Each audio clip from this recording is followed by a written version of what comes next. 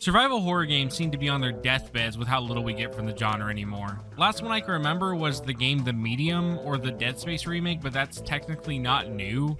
Even the remakes of classic survival horror games have taken different approaches than what they used to be like. There's just something about an old classic horror game with fixed camera angles and atmosphere that gives you a shiver down your spine. That seems to be thrown out by devs wanting the 100 child mascot horror game where Scriggy Biggy wants to kill some kids, and then the horror aspect is just loud and in your face, or it's on the fucking VHS, and that's spooky because it's old. Jesus fucking Christ. I think that's why when I think of horror games from the past, I remember the PS2 classics like Silent Hill 2, Fatal Frame, and even the Siren games. I've noticed though when indie devs try to recreate the unique style of an old classic horror game, they always seem to tackle the PS1 days of games. Always doing the PS1 filter that looks good, but it's way overdone now. You never see the PS2 try to be used as an inspiration for horror games, mostly because it's easier to make a PS1 style game with long hallways of nothing and call it retro over more complex models and worlds that the PS2 at least brought. And while I love low poly models, I love the more detailed models of the PS2 games a lot more. So when I found a game on the Switch that took heavy inspiration from old classic PS2 horror games and it was only $4, I was down to play it. I couldn't pass up a game that was trying to appeal to the PS2 kids. So without further ado, it's time to cover the game called... Wait, what the hell? No, stop! Well, I'm a frog now. Kawaidan is made by the dev Gudo Taguchi, who founded the studio Gudoan. I think that's how you say it, I really don't know. Kwaidan was the first game he ever made, and it took him 9 years to develop this game. The only thing in the game he did make is the music. This game was released in 2018, so it's crazy how under the radar this game went, with its only review I could find was by Thor High Heels, and even then he covered it with another game. As for Gudo, there's almost next to nothing about this guy for information besides his own website. It mentions he's done work for game companies for over 18 years, with his job being 3D motion. He also says when it came to him becoming a freelancer, he would work on his own games on the side at night after coming home from work. Props to him for being so dedicated to his work and actually finishing it. The fact he spent 9 years and never gave up during that, it's something I barely ever hear with indie devs. Kwaidan is a throwback to the games of the PS2 era full and through. From how the character models look while they're still low poly but have more form to them, to the stretched textures giving everything a nice blur to it but in a good way. You see it a lot in older games after the PS1 where the closer you are to a texture the blurrier it is, but from far away the blur makes the texture look more detailed. Then you have the controls being pretty close to games like Resident Evil Code Veronica, with everything feeling like it has weight to it, and the pretty meh combat is here too. The game offers two types of gameplay, one being with the 360 movement with the analog stick like modern games, or if you hate yourself, then you can play with tank controls. If you pick tank controls, if they're offered and the game is not a PS1 game built around those controls and you say it feels better, you're lying and everyone can see that. The game has us taking the role of Haruka as we're in 1930s Nara, Japan. You start the game off with this scene of a guy being chased by a flying demon with it cutting to black to show you being trained by your sensei Shiro. You're training to become a Hososhi, which are people who train to fight demons but society has shunned them because of their powers.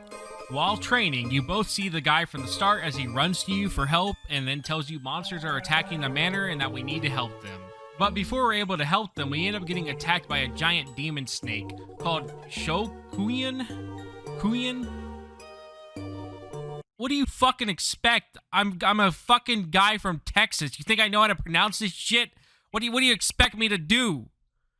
This shit's hard. Who was sealed eons ago by Shiro. A boss fight commences as you play as Shiro and you try to take him out. After Shiro gets close to doing the final blow, the snake guy turns him into a frog. Alex Jones would not be happy one bit. I don't like them putting chemicals in the water that turn the friggin' frogs.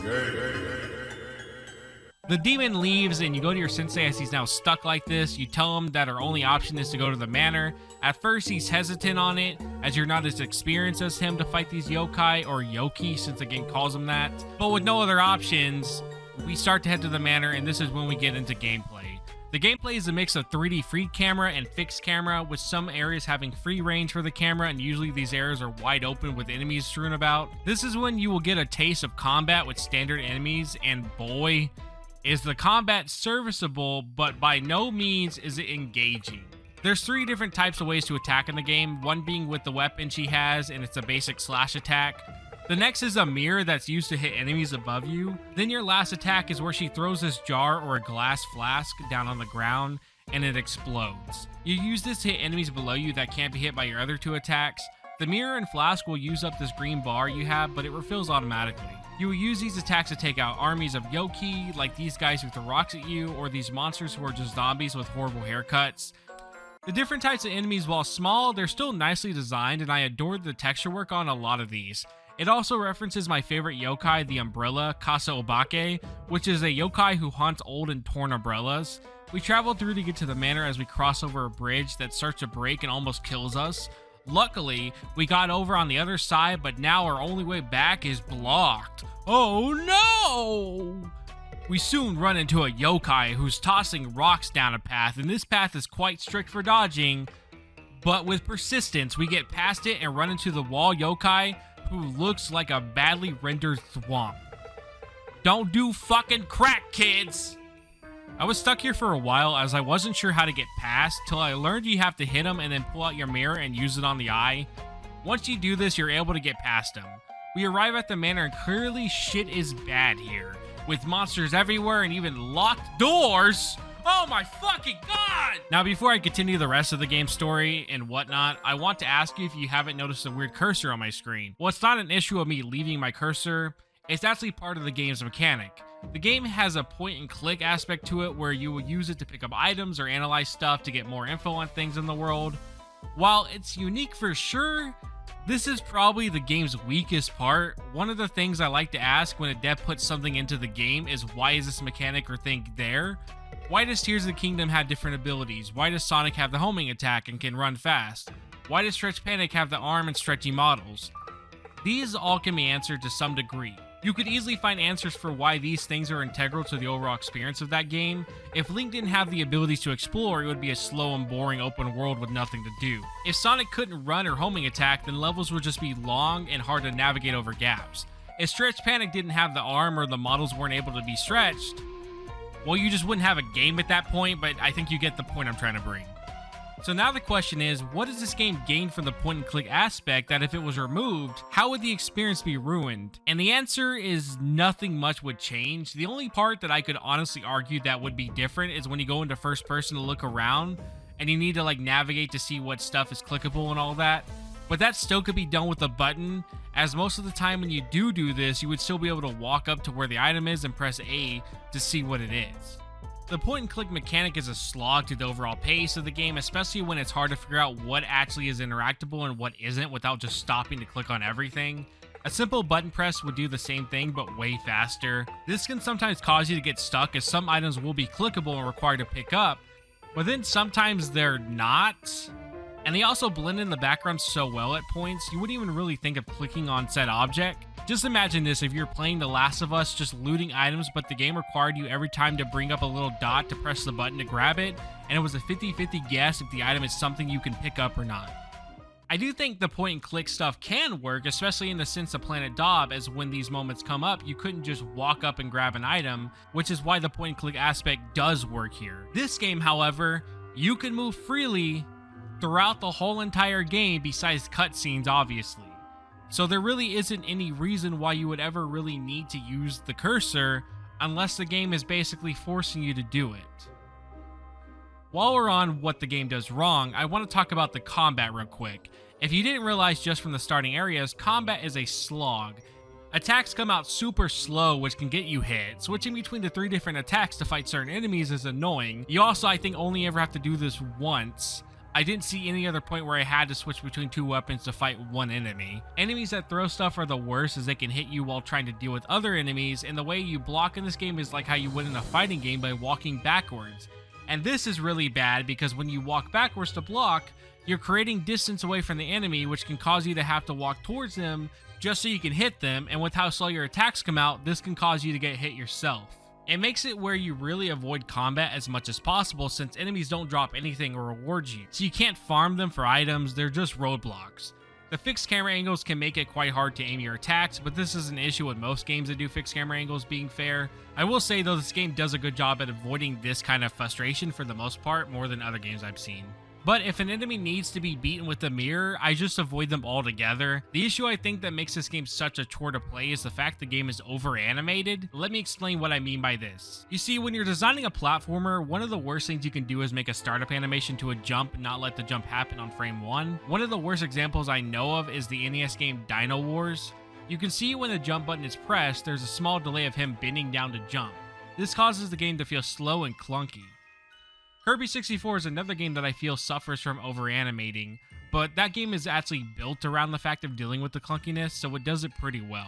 But if you ever wondered why you can't crouch frame 1 in Kirby 64 to follow the beat of the music, like in the past games, that's why.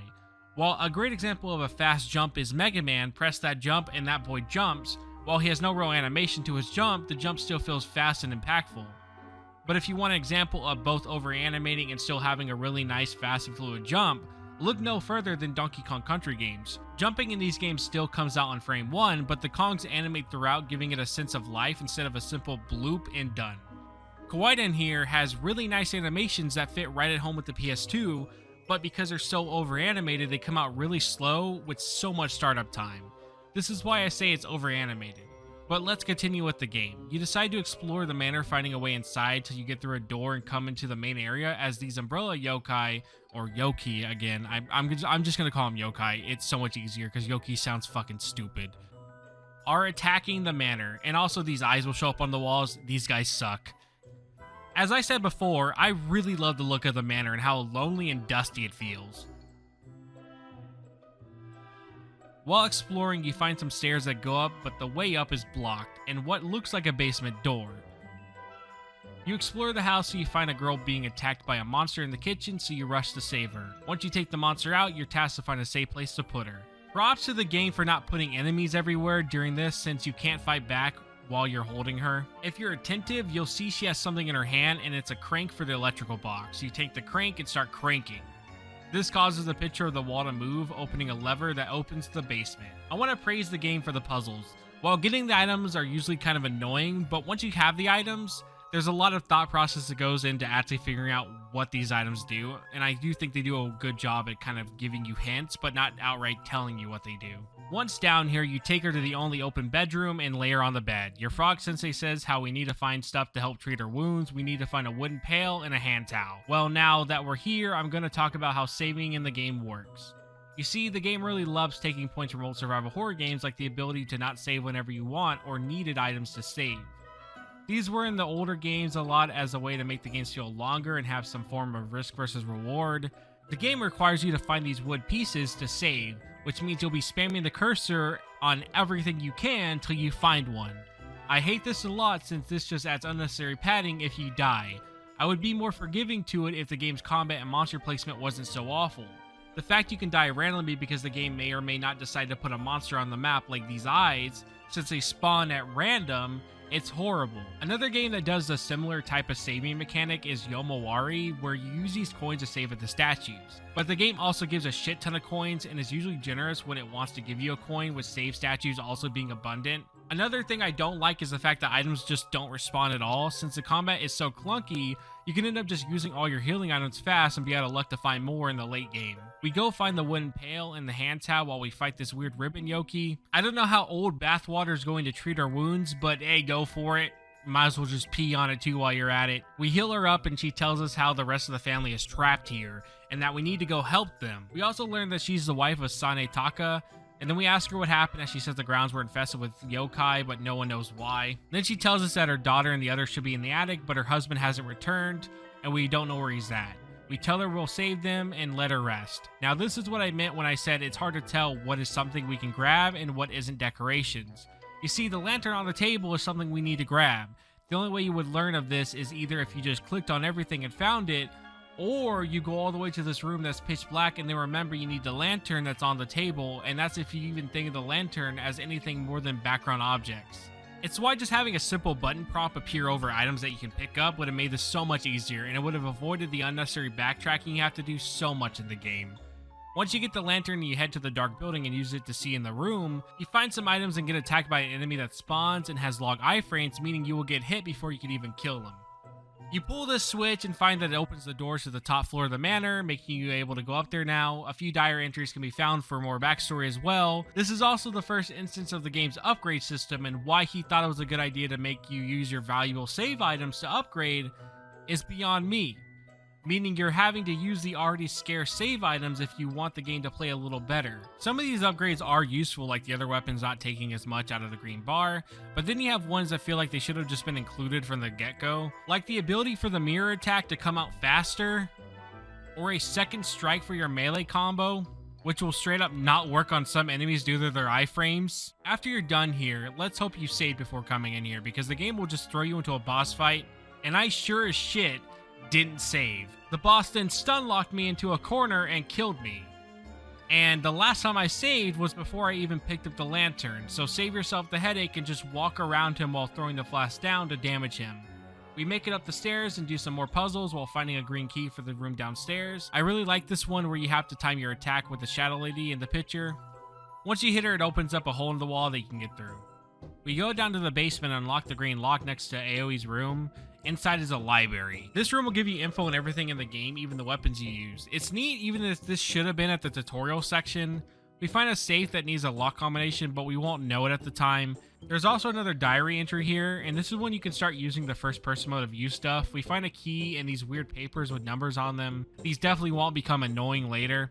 We go and unlock the house with the silver key we found and find another room to upgrade in with more items to grab. This upgrade allows you to now attack twice with your weapon. It just should have been there from the start. I don't know why it's not. It just should have been there. It's stupid. It's really stupid. Once you go outside, you're into another boss fight, and he loves to shoot you with water attacks while giving you no real time to attack. To avoid the headache with the boss, just block anytime he does his water attack, but don't block if he does his swipe attack, as it's unblockable. You will still get hit every time. We beat the boss and make our way to the back of the manor, as the item we picked up from inside the house is used here to be able to pump this water pump, which then unlocks a door. Look, I know I said I like the puzzles, but man, the outcomes of these just make no sense. Like, why does a crank move a pitcher? Why does a water pump unlock a door? It just makes no sense. I like the puzzles, but the outcome of what they solve never makes any sense. You run around the house and find you're in the room from earlier. You grab the ladder and take it to another part of the upstairs location where you place it on the wall to then use the rope you found to make a pulley system. You pull the rope to lower the stairs down to the attic, and then we can make our way to the roof. Oh wait, I'm now stuck dealing with an enemy I can't kill because of his iframes. Luckily, I throw down the flask and I beat it. Luckily, I throw down the flask and I beat him. We find the daughter and the servant, and then we tell them that we found Aoi and that she's safe, so we head back downstairs where they reunite. They do some family backstory or whatever, but we learn that Yoki appeared because the sealing powers protecting the place have weakened. Now this next puzzle, I don't know why anyone would have thought to do this, but you're supposed to go into first person and look at the daughter and interact with the pouch she has. You then get a key from it and it allows you to go unlock another door. We go back to the safe and just brute force our way to unlocking it. Inside is an item we need and a book going into more detail on the Yoki if you want to learn about that. It also tells us the time we need to do for all the clocks in the game. You need to set the times for these and they're spread out. We head back to the attic and then put the items into the slot here, and this opens up a path to the library. Well, on the way there, I died. Meaning I would have to redo all the clocks again, the safe, and then go back upstairs to put the item into its place. I gave up here. I personally saw no reason to continue, especially when I wasn't having any fun whatsoever. The fact my progress was reset from an enemy I had no way of noticing right away from across the room, I just couldn't anymore. But I'll still cover the final area, but no, everything from this point will be footage from this YouTuber. We go to the door that opened and it brings us to a cave. We explore it till we find the dad inside. Surprisingly, this is the one place that has really good music. Most of the music is quite bad, but this one really sounds like it has actual talent behind it. You take him back to the room with the others while dodging enemies you can't even fight, and fucking rocks. Like, what are you supposed to do here? You can't even fight back, and the game decides this is a proper way to introduce you to challenge, I guess? This is stupid. You make it back and reunite everyone, and they have some flashbacks about the dad's son and how things came to be as we see this boy getting bullied to then get saved by Azuma. Dude, come on Azuma, you're embarrassing me. You're supposed to be saving him. Come on, dude. The kid keeps beating them up and causes Azuma to lose an eye, which makes him rip the kid's arm off? How did this game get rated T? Once the village found out that he ripped that kid's arm off, the whole family was just outcasted from the village. But I mean, I think Azuma had every right to rip this kid's arm off because he lost his eye. I think that's fair. We learned the snake guy from before is down below under us, so we head back down there. This is when the game does something I hate a lot. It makes us refight the same bosses we already fought. Also, most of the puzzles here are just pulling levers and then puzzles where you have to use the mirror to hit these objects while moving. So I hope you got the upgrade to make the mirror come out faster. From what I can see, this fight looks annoying as you have to use the mirror while avoiding his fire attacks, but if you just stand at the shrine stairs, he will usually miss you. He does spawn minions, but just take them out like you've been doing. If you're lucky, he will spawn where you can hit him with your normal weapon, but this seems to be up to chance. More than likely, you're going to need to keep using your mirror attack. Once he gets hit enough, he does one final effort to kill you by collapsing the cave, requiring you to run away from him, and this scene looks really badass. I actually do think this looks really nice. Probably one of the best scenes in the whole entire game. He shoots out of the cave and then dies. Once he's dead, you then see your sensei turn back into a human as he's no longer a frog. The evil is finally banished as everyone is saved. This is when we learn Chiro is actually Azuma, the guy's son, as they finally reunite. The father then tells him to remember everything he's learned and to use it going forward as they walk over the final boss's dead body. Jesus fucking Christ, I love that. That was Kawaidan. While a very flawed game, it's a very interesting one. I personally think for a game from a single dev, this could have been a lot worse. I don't like this game, but it could have been worse for sure. Now our main guy is working on another game that looks to be the same art style, but with a more chibi look. There's one thing I want to say is I think Gudo is a very talented dev. The fact he never gave up after 9 years shows his determination to make an idea come to life. And even checking his Twitter out, you can see the man really loves making games. I love the behind the scenes shots they show and the pictures of him showing off the game at game shows. Personally, the art for this game goes hard with these pictures. While the game is clunky and annoying in the gameplay department, it shines brightly in the art direction and animation. I'm very excited to see what his next game brings and what other works he puts out. Again, while this game has problems and I may not have been a fan of it, I still think if he learns from the mistakes of this, we can someday see a really amazing horror game from him. But that was my review of Kwaidan. Hopefully the next game will be better.